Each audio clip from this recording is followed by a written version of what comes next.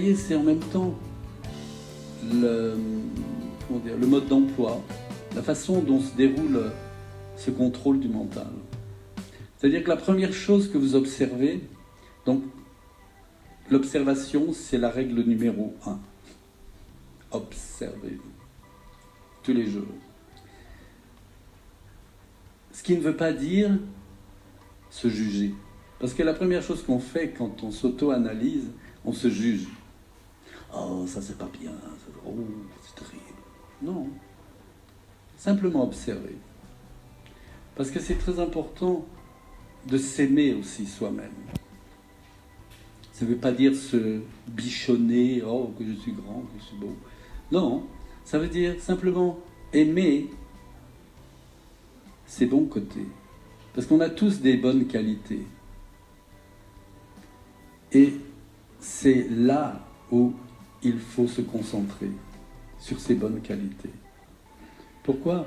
Parce que là où vous concentrez, là où vous focalisez votre mental, c'est ce qui devient votre réalité. Donc si vous concentrez votre esprit sur vos bonnes qualités, eh bien, elles vont grandir. On a tous un aspect du divin. C'est comme si Dieu était un diamant avec des milliards de facettes. Des milliards de milliards. Et chacun de nous a une de ces facettes. Et représente une de ses qualités. Donc, vous voyez, une fois il y avait un maître spirituel qui avait des disciples en Inde. Et l'un d'eux est allé voir le maître et lui a demandé « Pourquoi vous dites qu'il faut contrôler ce mental ? Pourquoi ?» Et le maître n'a même pas répondu, il a pris dans sa sacoche une graine, l'a donnée au disciple et lui a dit « Va la planter dans le jardin. » Bon, c'est ce qu'il a fait. Il s'est dit « Ouais, bon. Les maîtres ont toujours des idées bizarres. » Ok. 3 semaines plus tard, comme il n'avait toujours pas la réponse, il est retourné vers le maître, il lui a demandé « Excusez-moi de vous déranger, est-ce que vous pourriez me dire pourquoi il faut contrôler ce mental ?» Le maître, de nouveau, prend une graine, va la planter. Donc il plante sa graine, il l'arrose. 3e fois, la même chose. Et puis, un jour, il rencontre le maître dans le jardin. Il n'y avait personne, il se dit « ça, c'est mon occasion ». Donc il l'a abordé, il lui a dit « est-ce que vous pourriez me donner ma réponse à propos du mental ?» Et le maître lui a dit « ok, allons voir la dernière graine que tu as plantée. » C'était une petite plante comme ça. Et le maître lui a dit « arrache-la. Hein? On plante et ensuite on arrache. » Donc il a arraché la plante, c'est facile, avec une main, crac, la main gauche, il l'a arrachée. Ok, a dit le maître, maintenant allons voir la graine que tu as plantée juste avant. Pareil, la plante était un peu plus grande, comme ça. Et le maître lui a dit, vas-y, arrache-la. Donc cette fois, il devait prendre les 2 mains pour l'arracher. Et puis il y est arrivé. Puis le maître lui a dit, allons maintenant à la première graine que tu as plantée. Et là, c'était un petit arbuste, hein. Et le maître lui a dit, vas-y, arrache-la. Il avait beau tirer, impossible de l'arracher. Le maître lui a dit, tu as compris ? Vous pouvez expliquer, s'il vous plaît ? Et donc, le maître lui a dit, voilà, une pensée, c'est une graine. Si tu te focalises dessus, si tu l'arroses, elle va grandir. Et donc, plus on se focalise sur une pensée et plus elle grandit. Mais dites-moi, quand les gens ont des problèmes, qu'est-ce qu'ils font ? Ils se focalisent sur leurs problèmes. Et le problème prend toute leur vie. Si vous croyez en Dieu, qui pensez-vous a mis ce problème devant vous ? C'est lui ! Il nous met des pots de bananes sur le chemin, des difficultés, des problèmes. Mais vous voyez, quand les gens ont des problèmes, est-ce que vous croyez qu'ils demanderaient à Dieu de les aider ? Non ! Ils essayent de les résoudre eux-mêmes. Mais Dieu serait tellement content de les aider. Puisque c'est lui qui a mis la difficulté sur le chemin, il doit aussi avoir la solution, non? Mais c'est ça, l'ego est tellement gros, je fais ceci, je fais cela. Vous voyez, on pense tellement que on fait nous-mêmes, mais en fait, on ne fait rien du tout. Un jour, on demandait à un saint qui s'appelle Ramakrishna, quel est le libre arbitre que l'on a? Et il disait, vous voyez, on a autant de libre arbitre qu'une vache qui est attachée à un poteau, un piquet. Elle peut brouter tout autour, et puis c'est tout. Donc, voilà. Vous voyez, c'est assez limité, quoi. Bon, c'est sûr, on peut aller d'un mur à l'autre, mais les grandes décisions sont déjà faites. Pourtant, on a quand même une liberté.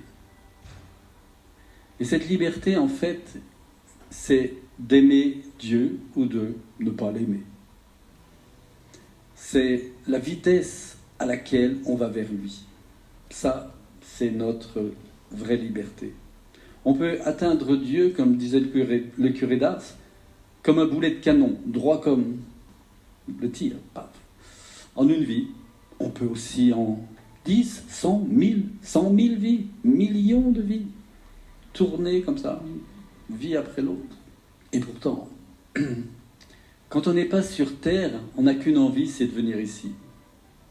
Pourquoi? Parce que c'est le seul endroit dans tout l'univers où on peut atteindre le divin, où on peut réaliser Dieu, dans aucun autre endroit. Et pourtant, quand on s'incarne dans un corps, on oublie tout. On nous donne en plus un cadeau qui s'appelle l'avidité. On n'est jamais content. On en veut toujours plus. Et vous voyez, cette avidité, en fait, lorsqu'elle est tournée vers le divin, ça devient une grande qualité. Parce qu'aussi, on en veut toujours plus. Vous voyez, quand on était avec Dieu, on avait conscience de lui en permanence. On nageait dans son amour. Et à partir du moment où on est parti, alors tout d'un coup, l'ignorance nous entoure. Allô? D'accord? Et donc, quand on s'incarne sur Terre, voilà, on a tout oublié. Et on se demande non seulement où est Dieu, mais on se demande, on sent aucun amour. Tout cet amour qu'on avait avant, il nous l'a pris. Et il nous le donne goutte à goutte. Pourquoi est-ce qu'il fait ça? Vous voyez, je vais prendre l'exemple. Voilà, là il y a un verre, disons avec de l'eau. Bon, si Pépé a soif, il boit un coup. Mais imaginez que vous êtes dans le désert depuis 3 jours. Alors, une goutte d'eau devient délicieuse. Voilà, c'est exactement ce qu'il a fait. Il a simplement changé les conditions. L'amour reste le même. Et goutte à goutte, il va nous le donner. Et vous voyez, si on est là ce soir, c'est pas par hasard. Il n'y a pas de hasard. Comme disait Einstein, le hasard, c'est ce que Dieu a imaginé pour venir dans nos vies de façon incognito, voilà. Et oui, tout est déjà planifié. Et donc, oui, c'est pas un hasard qu'on est ici. C'est parce que déjà, on est intéressé par le chemin spirituel. Même que ce soit conscient ou pas conscient. Et c'est pas... On commence pas le chemin spirituel un matin en se disant « Tiens, je vais devenir spirituel ». Non. Mais c'est parce que dans d'autres vies, on a travaillé là-dessus. Dans d'autres vies, on a recherché aussi. Et ça revient dans la vie suivante. Parce que vous voyez, la seule chose qu'on garde avec nous d'une vie à l'autre, c'est la relation que l'on a bâtie avec le divin. Cette relation qui est une relation d'amour. Et toutes les expériences spirituelles que l'on peut faire dans une vie, c'est comme un trésor que l'on emmène avec soi dans notre vie. Et c'est quelque chose qui est le plus précieux, bien sûr. C'est pourquoi, tout d'un coup, alors qu'on était dans la vie matérielle, tout d'un coup, on change. Vous voyez, il y a deux mondes. Il y a le monde matériel qu'on connaît très bien et le monde spirituel. Et c'est comme si vous avez une pièce de monnaie. D'un côté, vous percevez le monde matériel, de l'autre côté, vous percevez le monde spirituel. Et le monde spirituel, c'est un peu comme la jungle. Pourquoi ? Parce qu'il y a beaucoup de possibilités de se perdre dedans. Le monde matériel, il est contrôlé par le mental. On projette ce qu'on a dans le mental sur cette réalité extérieure. C'est comme des lunettes. Ouf. Et le monde spirituel est connecté avec le cœur. Il est dirigé par le cœur. Et donc, avec cette pièce de monnaie, quand le maître spirituel arrive, il donne comme une chiquenaude, ping, et la pièce commence à tourner. C'est-à-dire que la perception du monde matériel commence à diminuer, et la perception du monde spirituel commence à augmenter. Et de plus en plus, elle tourne. Et au bout d'un moment, peut-être après quelques années, vous remarquez, tiens, avant j'avais des passe-temps, des hobbies que j'ai plus. J'aimais jouer au tennis, au golf, ou je sais pas quoi. Et maintenant, non, ce qui m'intéresse, c'est autre chose, quoi. Chanter des chants glorifiant Dieu, faire des cérémonies, des rituels. Vous changez aussi d'amis. Sur le chemin spirituel, c'est amusant parce que c'est pour tout le monde pareil. Je veux dire par là que vous perdez tous vos amis. Votre famille vous regarde avec un regard bizarre. Vous dites, dans quelle secte il est encore tombé celui-là, hein? Mais bon, vous trouvez des gens qui vont dans la même direction que vous. Vous avez tout d'un coup de nouveaux amis et une famille. C'est pour ça que les gens spirituels comprennent très bien les gens qui sont dans le matérialisme. Pourquoi ? Parce qu'ils sont déjà passés par là. Mais quelqu'un qui est matériel ne comprend absolument pas quelqu'un qui est spirituel. Ça le dépasse. Même si, au plus profond de lui, il aimerait bien suivre ce même chemin. Mais c'est pas possible.